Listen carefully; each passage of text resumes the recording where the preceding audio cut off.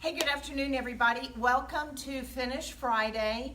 And I'm excited about today because, one, I'm going to have Jean coming and helping me to show you how to use a paint sprayer. And then, two, we're going to be going over tools. I know it may not be exciting to go over tools, but to be quite honest with you, as we are building up in this whole Finish Friday, if we don't find the right pieces, make sure we're cleaning and repairing them properly, and then using the right tools, we can't expect for our finish to look fabulous. So we want fabulous finishes, and the tools and the processes that we go through are very, very important. So I want to go over the simplicity of the tools, and I've just handwritten some information over here that I want to be able to start down at this one, and I want to go over to you why. And as far as your choices, because really and truly it can make a big difference in what your final project is going to look like. All right, so many of you, we're going to be talking about more next week as far as the actual painting, but with the one-step paint, you know, we have it in our sample pots and then it comes in a quart. You need to be, after you've cleaned it, with your project with a clean slate, which we're going to go over in a minute. We're going to actually be painting a chair, and we're going to show you how this is done. But after you've cleaned it, which what we went over last week, you've got to make sure that you choose the right tool. This brush, which is part of one of our Amy Howard at Home brushes, it is a microfiber, and these bristles, they are synthetic, but they're very, very thin. They're micro, and it will lay the paint down very, very smoothly. So you want to make sure, whether you're painting your kitchen cabinets, whether you are painting a piece of furniture or your floors or whatever, that you use a microfiber brush. That's going to make sure that it lays it down beautifully, and you're going to be much happier with the results. Now, the second brush that we have is a glazing brush. Look at this. In about 2 weeks, we're going to be going over glazing. We have a product called Glazed Over. This allows you to be able to mix it with the one-step paint and create beautiful glazes that you're going to be able to do striated looks. You're probably seeing a lot of these looks on Pinterest, especially in kitchen cabinets, and we're going to show you how to be able to glaze. But this is a glazing brush. It has this beautiful copper banding on it, has a beautiful natural bristle, but this is what you need to be using for glazing. I'm going to be showing you more of that on Finish Friday in a couple of weeks. Now, here is our famous Hog Hairbrush. This is perfect for waxing, and let me tell you why. A lot of people, when you're coming in and you're going to be working with large surfaces, whether it's your kitchen cabinets, whether it's a piece of furniture, I'm going to put this here because this can kind of go in the same category as far as waxing. Especially when you're working with a light wax, which a lot of you know with our waxes, this has a combination of carnauba and beeswax. The beeswax, gives it this beautiful color. But with this waxing brush, it allows you to cover a large surface area. You only want to use this particular brush when you're working with the light wax. I prefer for you not to use do not use this brush with dark wax. You're going to put on way too much, and I'll talk about that more when I get to this brush. So with this hog hair, you're going to be able to load this up and have a beautiful surface area to where now when you go back in and you start actually waxing like this, you see the surface area that you're able to get it on. Look at that. See how much quicker that goes? What a nice, beautiful, even consistency that you're going to get with this brush. I love this Hog Hairbrush. This brush should last you for years. It is a great tool to be able to put in your DIY pantry. Now here's the other thing. After you work with the waxes, you want to make sure you have this clean slate because that's what you're going to clean this brush with. You cannot use soap and water to clean the brush with the wax out of it. You're going to have to use a clean slate. So it's another great reason for that product. So this is your waxing, and you can use this Hog Hairbrush for painting as well. So that's just a great, great tool to have. All right, so the next tool that we're going to talk about is it's a larger chip brush. These chip brushes from Amy Howard at Home are twice the thickness than an average chip brush. I like working with milk paint. We've talked about our milk paint a lot. We're going to continue to be using milk paint because it's one of my favorite finishes to do. You want to work with chip brushes when you're painting milk paint. Do not use a synthetic brush for milk paint. You want to use a natural bristle brush for painting milk paint. It's going to lay it on a lot smoother. It's the natural paint with the natural brush. So you just want to make sure this is what you're going to use. You can use it with your gessos. You remember when we talked about going back and using the antiquing or the cracking gesso solution under the milk paint? If you didn't watch that, go back a couple of Finish Fridays and we'll be going over that. But your chip brushes are for milk paint and for gesso. Now, when we go over waxing, of course, your hog hair is for just the light antique wax, but also on smaller projects, you want to use these chip brushes. So these are 1.5 inch chip brushes that are perfect for applying light wax as well as dark wax. It's just going to take a little longer with the light wax. But I like using small chip brushes for dark wax. And you'll notice I normally will write dark wax on here. Don't ever use this tool for anything else but dark wax. It's going to stain the bristles a little bit. But the great thing about it is, and a lot of people don't realize, when you go in and you're using dark wax, it's just a little bit. So when you load this up, you see about how it looks and how it's going to turn it. It actually has bitumen in it, which bitumen is a type of tar that was used, it goes back thousands of years. And we have to have that tar shipped in from the UK in order to be able to use it in our waxes. So like this is a wax that I put on just a few minutes ago with my hog hair. When you're doing dark wax, it's just going to be a little bit on the edges.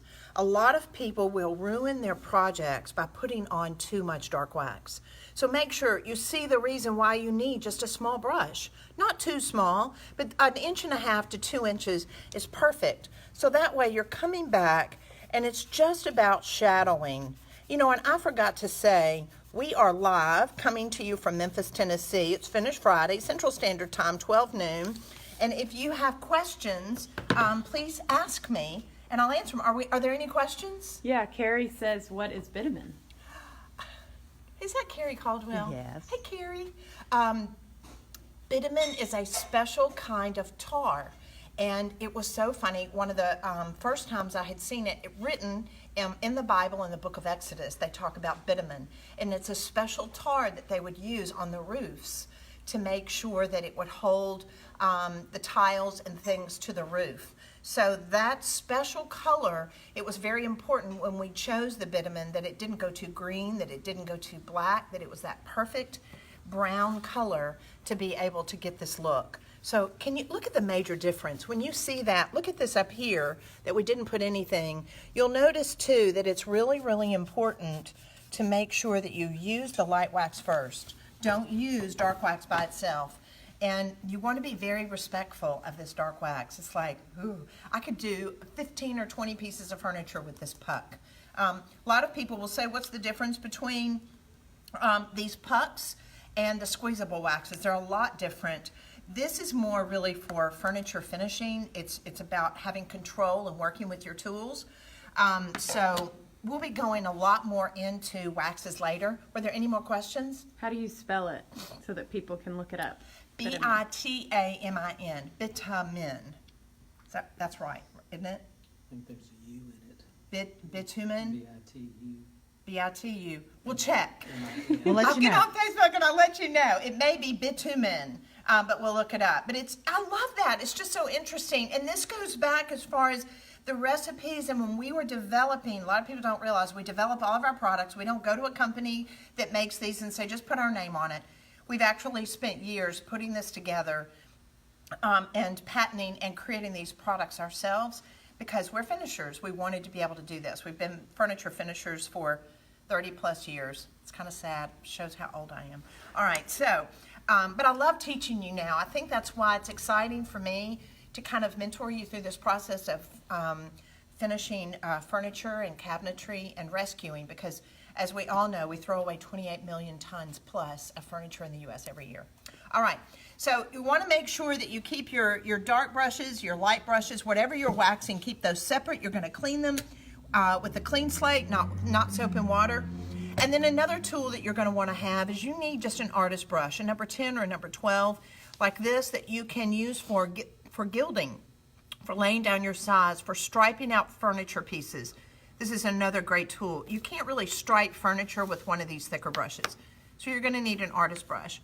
And then a lot of people wonder about these sponge brushes. These sponge brushes are really best for sealers. You don't really want to paint as much furniture with this because they're going to leave lines from where that foam is.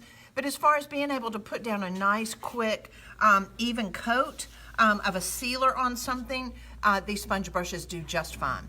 And then last but definitely not least, you're going to need tools like metal spatulas or burnishers that you can use with our Venetian plaster, as well as our stencil embossing creams. So that's going to press it through there. You would not be using a bristle brush for that. All right, so hopefully this just kind of helped. If they just span this real quickly for me again, make sure you choose the right tool. The synthetic brush with the one step, your glazing, your hog hair for your waxing, your larger chip brushes for gessos and milk paints, and then of course always make sure that you've got separate brushes for your light wax and your dark wax. Don't mix them. So a lot of people out there, a lot of you that are watching, you love flipping furniture. You love painting for other people. And a lot of times that's going to all come down to your time, how long it takes to do it because of what you're being able to make as far as your time and what you're paying yourself. So one easy way to be able to do it if you need to paint a lot, or if you do several projects in your house, or if you're like me, if you've got like a baby crib that you're wanting to paint for someone, or a couple of pieces of furniture, a paint sprayer can pay for itself very, very quickly. So I'm going to invite my expert paint sprayer over here, and he's got... All right, so guys, this is my husband, Gene Howard, and many of you know that we painted furniture for many, many years, too many to count, about 26 years, matter of fact, and he's going to show us kind of the process and the fairly quick way. I know we don't have a whole lot of time here today, but a lot of people are scared of sprayers. They're afraid they're going to mess up. They're afraid they're going to break the sprayer. They're afraid they're going to ruin their piece of furniture, and we don't want you to. So we're going to go over that real quickly. Also, I want to make sure that we announce our winner today. If you don't know about these drawings that we do every Finish Friday, we will announce it on Facebook. Be sure and tell your friends too if they're finishers. That way you can get together and you can help one another. I mean, you can share this, but we are giving away our Amy Howard at Home Paint Sprayer, and the winner is Kim Lindgren. You are the winner of the paint sprayer, so congratulations, Kim. We're going to be shipping this out to you. Woohoo! And we also have, if you want to know about how to sign up, how to be able to win these giveaways that we do every Friday, just go to the link on Facebook and Instagram, and you'll see that where you can register. And then that way your name will go in for the drawing that we do every week. All right, so Jean, kind of walk us through. I'm going to move this just a little bit. Walk us through the process of using a sprayer to be able to paint furniture. Okay, the first thing we're going to do, this is the little container that we're going to use that'll put the paint in, and this is where the gun will draw the paint from. And that comes with the paint sprayer. And that's with the sprayer. We've separated it so we can fill that. We're going to load it up. First we'll take, the color we're going to use today is Atelier or Atelier, depending on which side of the pond you're on. We're going to shake this up, and then this is about 8 ounces, and our hopper or container, this will hold about 1 quart or just shy of 1 quart. So we're going to go ahead and we're going to pour this in, and I didn't do a good job of mixing it because I'm putting it all in here for now. The other thing that too we want to make sure that everybody's watching knows, while the paint sprayer is great and it makes your project a lot easier to do, it is going to use more paint. So it's going to, what you save on time, you're going to use a little bit more in the paint. Not a lot, but a little bit. Now we've gotten everything out of the paint jar, and we're going to add a little water. We're going to thin it down just a little bit. This will allow it to spray easier through the nozzle, through the tip of the spray gun. So I'm only going to add about 10%, but I do want to mix it well. You notice I put it in another container to mix it. So only about 10%, not 20? Yeah, no, just about 10%. Okay. If the paint has been sitting out open and has thickened more so than it was before you open the jar, then you might want to use 20, but you don't want to have it too thin. If you do it too thin, then you'll start losing the opaqueness or coverage of the paint. I love that color.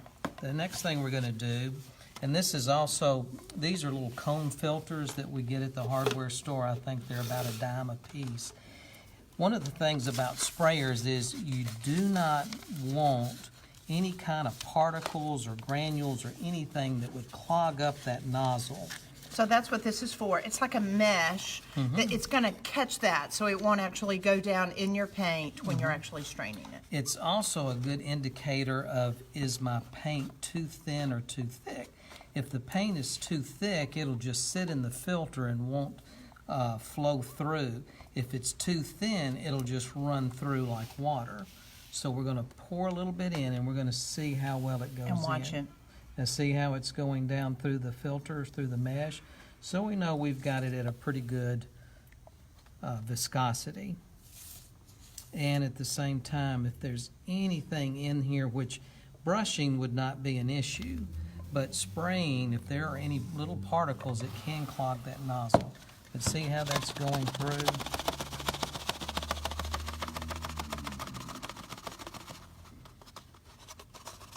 So we know that it'll go through the sprayer. So now we're ready. And All right. we'll go over here to what we've set up.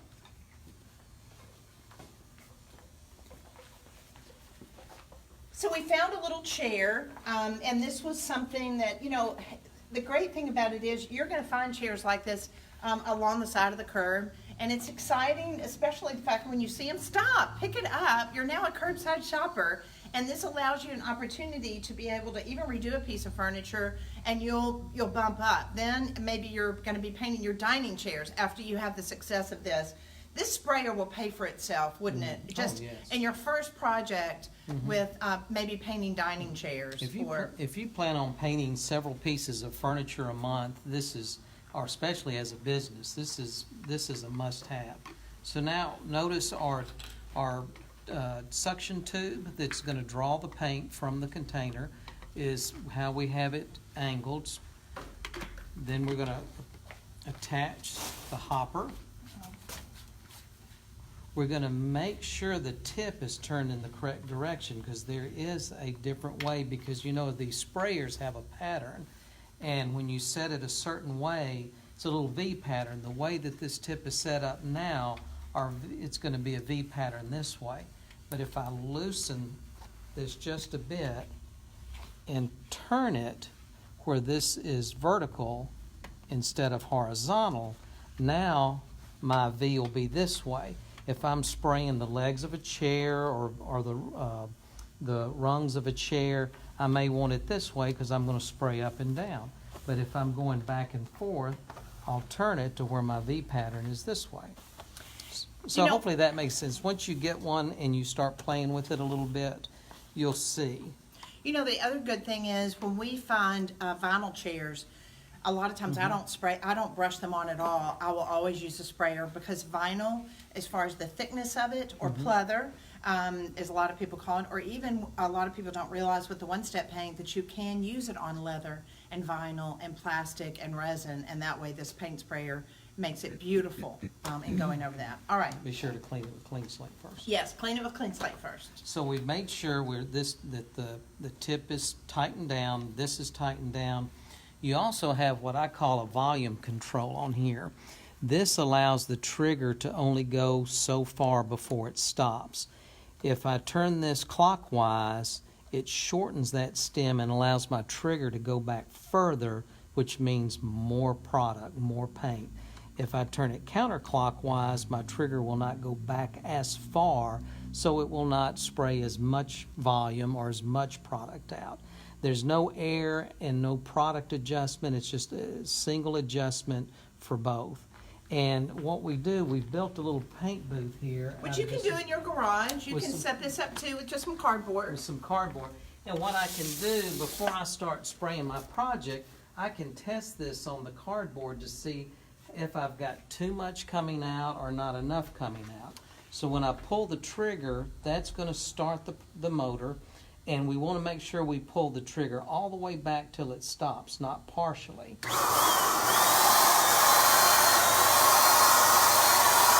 So you see that's a little too much coming out, so we're going to back up a little bit.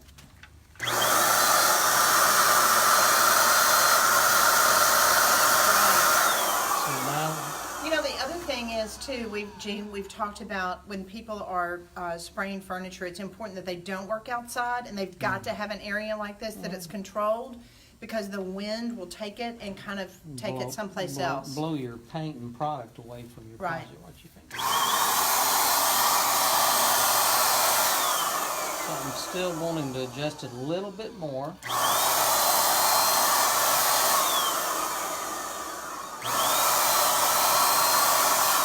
The great thing about this, when you adjust it properly, you won't have a lot of overspray, which means overspray equals wasted product.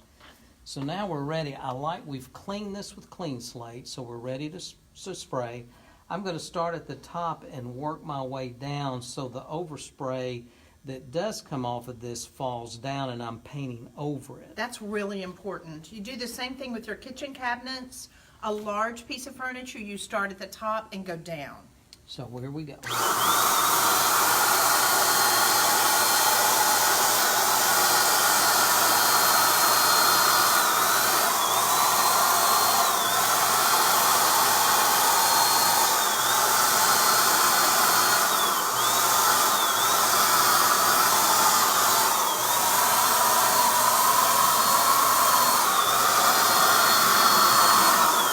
And until you get used to this, you don't want to turn the volume up to where you're throwing out so much paint it's hard to control. It's better to have it coming out where you're moving slowly and you don't get too much, because if you spray too much too fast, what's going to happen? It's going to run. Thank you. It's going to run.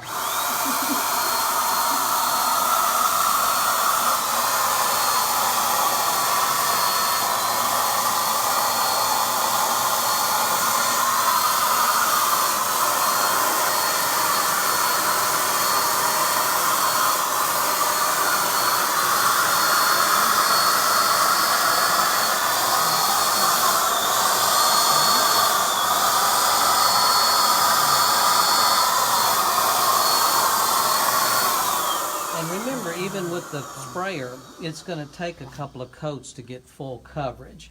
We don't want to try to get full coverage at one time, because then what's going to happen? It's going to run. It's going to run. And the other thing is, a lot of people need to remember, this is called one-step paint, not one coat. So they do need to put on a couple of thin coats. Don't try to get all the coverage on the first time, and then that way you can come back, allow it to dry 20 or 30 minutes. There was a question, Jean, that somebody was saying about primer. This is the great thing about the one-step paint. It's water-based, it has no VOCs, meaning volatile chemical compositions. It's certifiable green. So all you have to do is clean your furniture, and then you start painting. All of this is in one. So anyway, all right, are there any other questions? Yes. How is this sprayer different from other paint sprayers? There were a lot of things that we wanted it to be able to do. We wanted to be able to have the gauge as far as the thickness, be able to work with several different products, whether it was oil-based, and especially a chalk-based product. So that was really important for us, because the thickness, our one-step paint is much thicker, and we needed to make sure that it was going to accommodate a really thick paint. And also the quality of it for the price. That was another important part. Guns like this could be up to $100 retail. I believe ours is in the $70 $65 category, $70 category retail. So the quality that you get, and it's all in one. There's a lot of sprayers out there. There's the motor, and then there's a hose, and then there's the trigger. So you've got a motor hanging off of your shoulder on a strap, and so it's a lot more difficult. Where this, it's all in one, and you've got it where you can work with that. And you know, because of the affordability and people that aren't like experienced and this isn't their business, this is very easy to use. So, all right, can you do just a little bit more for us, and then we're gonna. Sure, I'll work on the back side. So again, we're gonna work all the way down. We're gonna make sure that we get 100% coverage first, and then work our way down.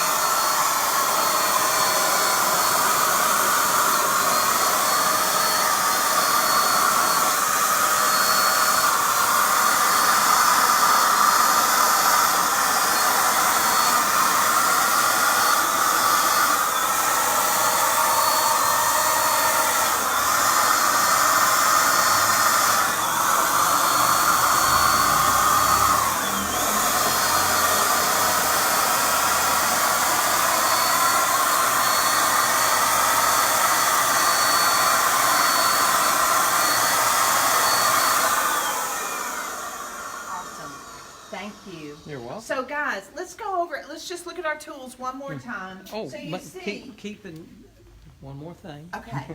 Sorry, this is the instructor.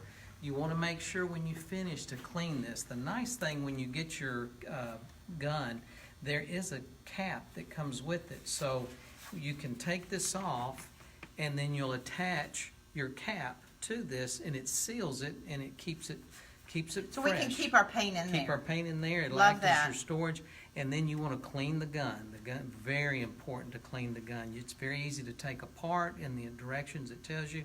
Very simple. You want to clean that because if you don't clean it, it'll be very difficult for it to work properly this next time. And the nozzle will get kind of We'll get clogged up. clogged up. Awesome. Thank you. Thank you. So you see the importance of tools, how easy they can make your project go. And because restoring furniture can be a lot of fun and can be very profitable as a business, but having the right tools and using the right tools is going to make all the difference in the world as far as your final finish. So be sure and go to the link on Facebook and our Instagram pages. Register for next week, and we're going to be going over painting and glazing. So look forward to seeing you then, guys. Have a great week. Bye.